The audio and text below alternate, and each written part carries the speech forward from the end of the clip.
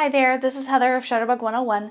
Today we'll be going over a walkthrough of the brand new Nikon Z6II and Z7II with examples from the Z6II itself and the 24-70 2.8 lens.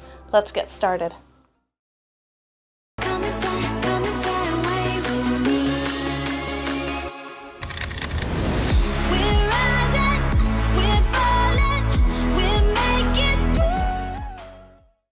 The Nikon Z6 Mark II and the Nikon Z7 Mark II are the newest additions to the Nikon mirrorless line. With similar body type and menus, this walkthrough video will help you if you have either model. However, the sample footage you are seeing here is with the Nikon Z6 Mark II and the 24-70 2.8 lens. The Z6 Mark II is a 25 megapixel full-frame camera that shoots 4K video up to 30 frames, has 273 focus points, has a continuous drive of 14 frames per second, and is perfect for the all-around shooter that wants a camera that excels in low light. The Z7 Mark II is a 46 megapixel full-frame camera that shoots up to 4K video at 60 frames, has 493 focus points, has a continuous drive of 10 frames per second, and is built for the pros to capture high resolution in any situation. Both cameras have an updated processor, tilting touch LCD screens, have mic and headphone ports, a CF Express card slot alongside a UHS 2 SD card slot, and are environmentally sealed. Today we will be discussing the doors, buttons, and menus to help you navigate these cameras a little easier. So the Z6 Mark II is, not too far off from the Z6 and Z7 original body. Naturally, there will be a few things that are going to be a little bit different, and we're going to go ahead and explore those today. So I decided to try out the 24-70 2.8 lens just because I've tried out the kit lens on the Z6 Mark I and the Z7 Mark I models. In that video, I wanted to see how this would do in the shoot. In the B-roll, I got so caught up with playing with the photography features that I did lose track of getting some solid video options for you, so I do want to apologize for that. But overall, this camera is fairly impressive. Starting to go over the walkthrough here, just to kind of touch on the lens a little bit. There are going to be more controls on this lens that you would typically find on a regular lens here. So you have the focus ring, you have the zoom ring. You also have a control ring here as well. So if you wanted to adjust your ISO, your aperture, you want to program that to do whatever you would like, you can do so. Another thing about this camera is it has two buttons and a display screen. So if we have this camera turned on, you can see that we can actually change the display and the function of this by hitting this button here. So you can have it on the distance that you're focused here. You can have it as what your zoom is, or you can have it on the actual f-stop, which you can adjust depending on which setting you're in. So if you're in the aperture mode here, you can actually use this ring to choose your aperture right from the ring. So it is pretty interesting, very neat. And then you do have a function button here, which at least out of the box, I couldn't tell if it actually functioned or did anything, but you can program this to do certain things and change certain options. You also have your autofocus and manual focus switch here. So if you wanted to just fix it into manual focus, you just hit that there and use the focusing ring here. On the camera here, as you can see, we do have a button here to be able to remove the lens. So we can remove that there. Put that back. We do have two function buttons right on the inside here that you can reach from the grip. For me, I have small hands, so that is a little tricky for me to get to. But the function 1 button is going to control your white balance here, which we'll go over here in a moment. And then your function 2 button, I'll actually be able to change your autofocus mode and your autofocus area. But you can program these to do whatever you would like. Going to the side of the camera here, we have our card slots. So in both the Z6 Mark II and the Z7 Mark II, they have two card slots, one for a UHS 2 card, which is going to give you the 2 contacts versus the 1, giving you twice as much processing power. And then you have a CF Express Type B card slot, which is going to be a little bit more archival. It's also going to be more expensive, but both bodies will have this option. This side of the camera here, you can see that we have quite a few doors. So we have our headphone port and a microphone port. We have our USB-C port under here, so if we open that up. So we have our USB-C port to transfer images, transfer videos over to our computer. You can also use this to charge the camera if we're somewhere where we don't have access to an AC port. You have your HDMI port here, which is going to be, I believe, an HDMI mini. If you would like to attach that to an external screen, a TV, a computer, do a slideshow, whatever you'd like to do. And then you have your remote control port here as well for a shutter release, doing long exposures or anything like that. Of course, this camera does feature Wi-Fi and Bluetooth for transferring. On the bottom of the camera here, you can see it has the universal tripod mount, so you can screw that on your tripod. We have our battery door back here as well, so we'll just pop that out. Going to the top of the camera here, you can see that this Nikon versus a lot of the others, it's probably my favorite layout. I just want to touch on this real quick because it's very simple versus having all these dials and buttons and it being very overwhelming. So me personally, I love the layout of this camera. We're going to go ahead and start with our mode dial here. So the mode dial is, of course, the shooting mode. We have automatic, which is going to let the camera make all the decisions for you. So whatever it says goes. If you would like to have a little bit more control over your images, maybe you're just stepping out of auto mode, you're just starting to learn about your camera, using the P mode, programmed auto, is going to be very similar to auto, but give you more options to control things manually. So you can choose your shutter speed or aperture in a certain range.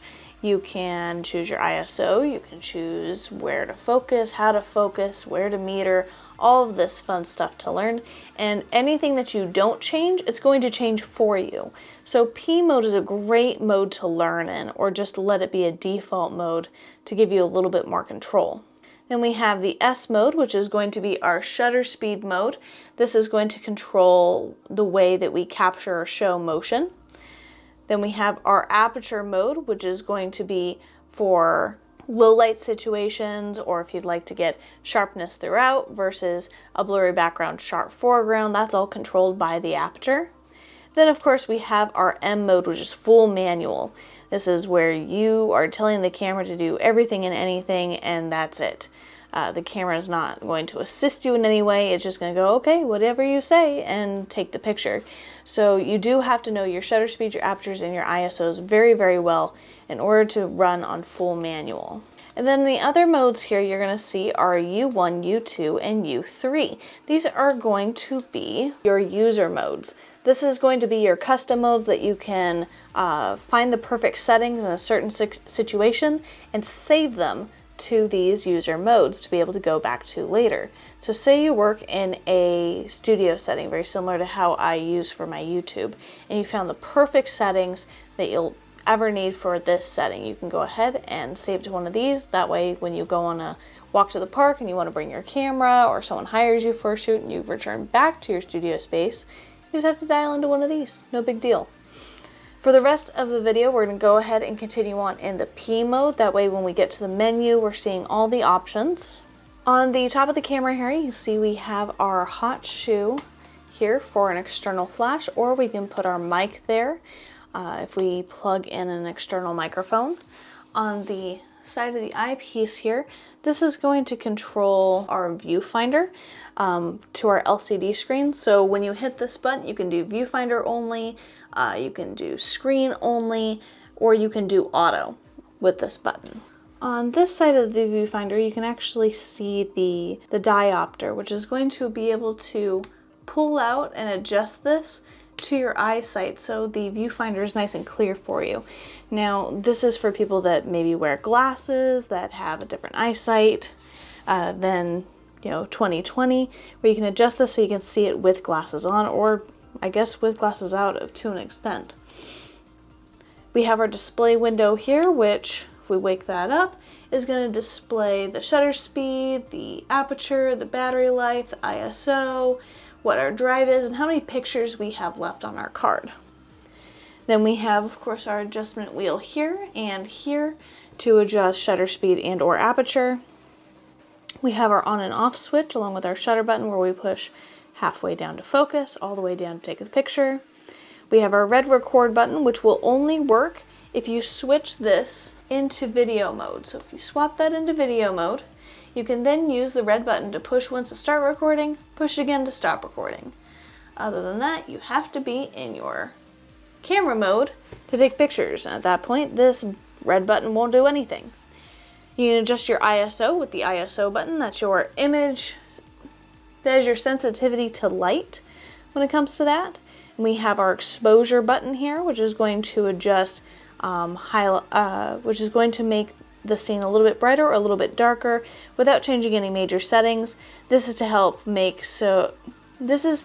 avoid the camera choosing to make bright white snow gray or the fur on your black lab gray. It's so you can try and adjust that and tell the camera, no, it needs to be a little bit darker, no, it needs to be a little bit brighter.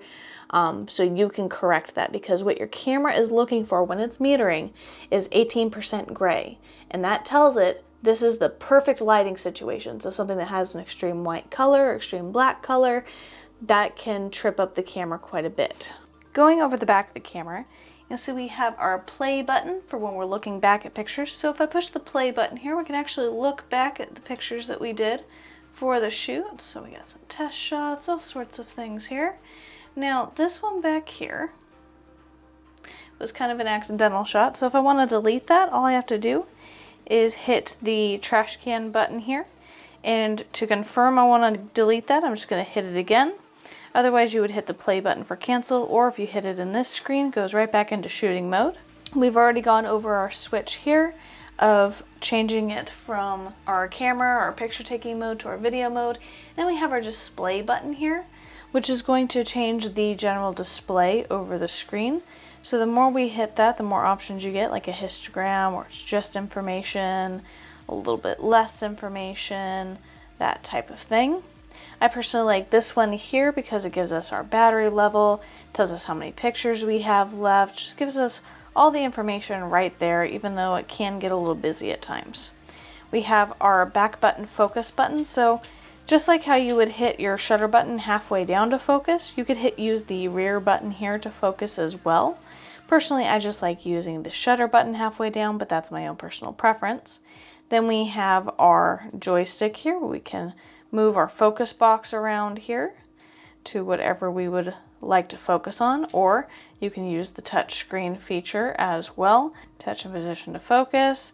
You could just touch around here and touch exactly where you would like to focus at. We have our I button for information. This is going to be our quick menu button. This is going to open up this whole series of settings here that we can change on a regular basis. And these are probably the most common ones that you're going to want to change on a regular basis. So at the top there we have the set picture control. This is going to be like a color control where you can make the colors more vivid. You can do automatic, which is what I would typically leave it in. You can do black and white, one set for landscape, for portrait, that type of thing. We have our image quality, which is RAW, JPEG, or RAW and JPEG. We have our flash mode. Now, these cameras don't have a pop-up flash. This is only for if you were to attach a flash to that hot shoe up here. So keep that in mind. We have our Wi-Fi connection if you would like to turn that on or off. We have our release mode. This is going to be our drive mode. So the S, or the single square, is going to be one picture at a time when we click and hit that shutter button. Then we have the L with the continuous squares and H with the continuous squares. This is our low and high frames per second when it comes to a continuous drive. Then you have continuous plus, which is going to be even faster. I want to say that that's going to be the 14 frames per second. This is about 10, and then this one's about 3 just on default. But you can actually customize those except for the H plus. And then you have your timer as well. Then we have our autofocus area mode. This is where the camera is going to be autofocusing. So you have wide, with it recognizing people. You also have automatic, where it recognizes people. You have automatic, where it recognizes animals, or wide, where it recognizes animals. Then you have pinpoint, single point, which is a little bit bigger. And then you have just general wide, small, or large. Because I was taking senior portraits today, I was using the wide with the face detection. We have white balance, which is going to control the temperature of the photo, either warmer or cooler depending on the time of day that you're shooting in. Generally, automatic, or that A1 there, is going to be just fine when you're shooting on a regular basis. But if you wanted to control that color temperature that's coming into the camera without doing it in editing, you're welcome to play with that white balance, but it's more commonly used in studio sets. How large you want your quality to be, so you do large raw, medium raw, small raw, just like you can do large JPEG, medium JPEG, small JPEG. You always want to do large when it comes to at least the JPEG. That way you have more options. You have metering, so we have our matrix metering, which is kind of our evaluative, kind of covers the entire scene that it's looking at. It gives you a balance. You have center weighted, so whatever's in the center, that's what's going to take the 18% gray for that we were talking about earlier. Then you have spot metering, which will allow you to kind of take it from an area and then recompose your shot and then take it, which is what I was using today. You have your memory card info, so right now all I have is the SD card in there, so not much to view there. You have your vibration reduction, the stabilization. That is in body on this camera. You can turn that on or off. If you're using a tripod, you want to make sure that is off because the tripod's doing the stabilizing now. And then you have your focus mode, which is going to be how the camera autofocuses. So you have AFS, which is going to be for a single subject, not moving, where it's going to focus and lock onto the subject, versus AFC, autofocus continuous, where it continually focuses on the subject as the subject moves in the frame. And then you have MF for manual focus, which again you can also get for switching the switch on this lens specifically, but some lenses don't have that option, so this is where you would find it. Then of course we have our directional pad here, which you can also use, just like the joystick, to move the box around to where you want to focus. You have OK for confirmation. We have our magnifying glass. Now this is for when you're looking back at pictures here. And so let's take a look at this one here, and let's just make sure she's not blinking. So you just zoom in here, we take a look. Nope, both eyes are perfectly open. That's great. And it's exactly what we want. Then we also have our drive button here as well, so that looks familiar. So you don't have to use the quick menu for this. You could use just the continuous frames button down here. And of course, your universal escape button is always the shutter button halfway down to get right back into shooting mode. And now we're going to go ahead and dive right into the menu. Going over the menu here, there's quite a few things that I'm just going to plow right over here. I'm not going to really go over it in detail. And the reason that is because either one, I've gone over it through the quick menu or another custom button on the camera, or it's not going to reach enough people where it's not going to be utilized as much. But if you have a specific question about something in the menu that I don't cover, or maybe I didn't go over in enough detail for you, you need some more clarity, please let me know in the comments below and I will be sure to answer those. So the first tab here is the playback menu. This is going to be for pictures we've already taken. So you can delete pictures, select your playback folder, you have your playback display options, you have dual format recording, playback slot. So if you want to record to both, so you can choose which port you would like that to be. You have image review, which I personally like to have on so I can look at the pictures that I just took. Some people like having that off.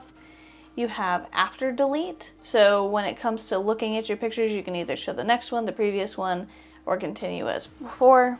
You have after burst if you want it to show it to you after you've done the burst. Rotate tall, so if you take a vertical shot, it'll automatically rotate those for you. You can copy images, you can do a slideshow, and you can also rate your pictures. The next tab here is going to be our photo shooting menu. Now notice up at the top here how it says reset photo shooting menu. Now this is going to be key to remember, because if you start playing in your menu and all of a sudden your camera is doing something funny, this is a great way to see if there's something really wrong with your camera or you just pressed a button you didn't realize. So you want to go and you want to reset your photo shooting menu and see if that fixes the issue, and it should. You have your storage folder. If you wanted to create a new one, you can change the file naming, the primary slot function, like because I'm using an SD card right now, that's my primary slot. Secondary slot function, whatever you'd like that to do, so you can do it as overflow, you can do it as backup, or you can do RAW to one and JPEG to the other, which is kind of neat. You can do choose image area, which is FX versus DX, so you can actually tell the camera if you'd like to shoot in crop sensor. You have image quality. Again, you can get to this by using the quick menu here, along with the image size. RAW recording settings. You have ISO sensitivity settings, which I had set this on auto and had it choose between 100 and 6400 tops, just to see how we do within those limits. I would say that with this camera, those are going to be the best. That's going to be the best limit for you if you're kind of starting to play with shutter speed and aperture and you want to put ISO on the backboard. That's going to be, putting it on auto really helps save you some stress of overthinking. You have white balance, which we did go over in the quick menu as well. Setting picture control, quick menu, manage picture control, color space, you want to leave an sRGB. It's going to be what most printers and computers are going to be reading. You have active D lighting, long exposure noise reduction, high ISO noise reduction. Those are all going to be preference for you to kind of play with, see if they work for you. You have vignette control, so it tries to keep any vignetting from happening. You have diffraction compensation. You have auto distortion control, flicker reduction shooting. There's metering again in your quick menu, more flash options. Your focus mode, again, quick menu. You have your autofocus area mode, vibration reduction. A lot of these, like I said, are found in the quick menu, right on the outside of the camera. So there's very little you should ever go into the menu for. You can do multiple exposure, turn that on. Auto bracketing, you want it based on exposure. You have high dynamic range, if you want to turn that on, see how it does. Interval time shooting. You do a time-lapse movie. Focus shift shooting as well. You have silent photography. Now keep in mind, if you turn silent mode on, it does turn off a lot of features on the camera. So some things may not work the way that you would like them to. The next tab here is going to be specifically for movie shooting. It's going to be the movie mode here. Don't forget about that. Also has its own reset button. You have file naming, destination, these are all pretty much going to be exactly the same. The only difference is, like, instead of photo quality, you're looking at video quality. Like I was shooting in 1080p 60 frames. You want the movie quality to be, the ISO sensitivity settings. It's all going to be very, very, very similar to what you see in the photo shooting menu. The next one here is going to be a little bit more extensive. So again, we have a reset button. So instead of a general reset where it just kind of resets everything for you, these have different tabs, different options that you can reset or choose not to reset. So the first tab here, we have autofocus, and the more we scroll down, it'll just kind of continue into the other ones. But this one, starting in autofocus, these are a lot of your customizable menu options. Again, a lot of these you're really not going to touch, or you may touch one time. So you have like your autofocus continuous priority selection versus your autofocus single priority selection. You have your focus tracking with lock on, focus points used if you want to use all of them or a certain amount. Store points by orientation. You have autofocus activation. A lot of these you're just not gonna use. Yeah, built-in autofocus assist illuminator. That's the green light that you may have seen earlier, where it's trying to focus, but it's either too dark or it doesn't give enough detail, and that's gonna, you can turn that on or off. Manual focus ring and autofocus mode, so if you want to dial in with manual focus while you're in autofocus, you can do that if you have that on. Then it kind of goes right into metering and exposure, so typically you always have it on third jumps for exposure control. You have easy exposure compensation, center weighted area. You have your self timer. So now we're in like timers and auto exposure lock, power off delay if you want it to power off at a certain time in certain areas of the camera. Continuous low mode shooting speed. So like I said, it's set to 3, but you can change that. Max continuous release, which maxes out at 200 images. You have sync release mode options, shutter type, manual, electronic, or auto. You have extended shutter speeds. You have limit selectable image area. So, I mean, a lot of these, like I said, you know, you may not even use. But if you have questions, please let me know below. You have framing grid display, so if you want to use the grid to help your composition, you could do that. You have focus peaking, view all in continuous mode, different flash options, and bracketing, of course. And then, of course, you have your custom control, so you can control, like you could set your OK button to do something, or all of these directional buttons, or the function buttons up, you know, on the front of the camera, any of those, the ring on the lens. You can customize any of those. You can even customize your quick menu. So with there being a much more simple overlay, it is actually highly customizable as well. Then we have our setup menu. So the first thing in the setup menu is format memory card. And the reason this is so important to know is because a lot of people will find it on accident, or they never know about it until it's too late. So formatting your card means it's permanently deleting all images off your card and allowing you to start fresh. Now, before you'd want to do this, you always want to take the card out of the camera or plug the camera into the computer and back up your pictures to an online source, a hard source like an external hard drive, something like that, where you know the photos are going to be safe. Then once you take out the card, or once you unplug the camera from the computer and you double check that the picture's actually transferred, in order to reuse your card, what you want to do is, instead of using the trash can, you want to use format memory card to delete everything and help you start out new for your next job. And the reason you want to do that is because with the trash can, what it does is it essentially recycles your image. So although you can't see the visual image anymore, it still has the backup data. And it just makes it so that is overwritable. Now, when you delete with the trash can, retake the picture so many times, this can cause corruption. It can cause your card to lock you out, and then you lose future images, and it's just a real sad day when that happens. So every now and then, if you plan on reusing your cards, which with the cards this guy takes, they are pretty pricey, so I would hope that you would be reusing them. Make sure that every now and then you go in and format your card and start brand new after you've taken your pictures and back them up to your computer. Then we have like save user settings, which is the user 1, user 2, user 3 on the mode dial here. We have reset user settings. You change your language, the time zone and date, the monitor brightness versus the viewfinder brightness, and the color balance. Information display, autofocus fine-tuning options. You can clean your image sensor, which is, cleaning your image sensor. That's going to be allowing it to kind of shake the sensor a little bit, see if it could knock off any dust.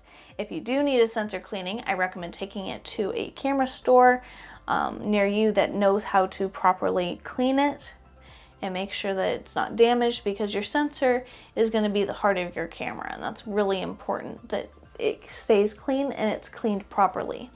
Image dust off photo, so this is going to be for the people that are cleaning your sensor. Yeah, pixel mapping, image comment, so you can actually leave a comment on an image. Copyright informations, your beep options if you would like it to beep when it focuses, which I personally like it to. You have your touch options if you want your touch controls to be on or off. You have your HDMI options, wireless remote. You can assign your You have your airplane mode to help save battery, connecting to a smart device, connecting to a computer. You have battery info, USB power delivery, energy saving when it comes to photo mode if you like that on or off. You have a slot empty release lock. You have your save and load menu settings, resetting all of your settings. So instead of going through each of these individually and resetting them, you can reset all your settings. And then you have your firmware version to see if it needs to be updated. And the last two tabs here we have our retouching menu. This is again for pictures that we've already taken where you can trim, resize, straighten, do red eye correction, turn them black and white, image overlay, you can trim a movie in there, all within the camera itself. And then you have the My menu. So what the My menu is another way to customize your camera. So through all the tabs and all the options that we just went through, there may be, I don't know, 5 that you don't want to put on the outside of your camera in your quick menu or one of your function buttons. You can just go ahead and add it to My menu. And instead of ever having to go through all these, you just go to My menu every time and you know exactly where to find what you've been looking for. Other than that, that pretty much sums up the Z6 Mark II and the Z7 Mark II. I think that they're overall fairly impressive. If you guys have any questions about these cameras, any concerns, anything that you would like me to clarify on a little bit more, please let me know in the comments below, and keep your eye out for inspiration, Shutterbugs. Bye!